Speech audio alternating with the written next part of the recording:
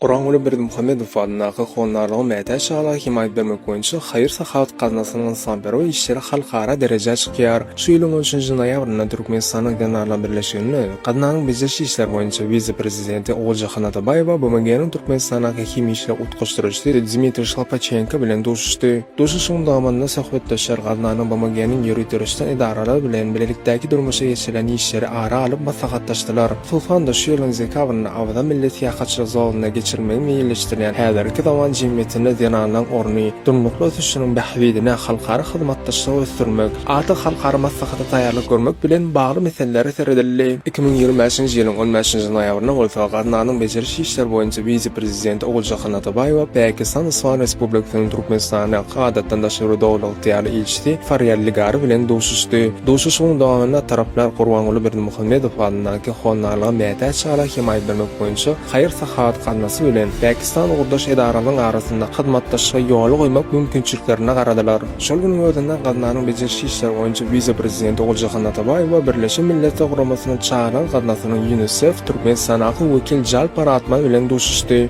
Do'shişiň başynda taraplar bilelikdäki tassamaryň başı barada pikir alşdylar. Hemde 22-nji noýabrda halkara çağıran günüň bagşlanyp köpçülikleriň çäräne bilelikdäki geçirmek mümkinçiliklerini ara alyp maslahatlaşdylar. Do'shlykda Türkmenistanyň inkluziw bilime sürmäge gönükdirilen tagallalary uly baha berildi.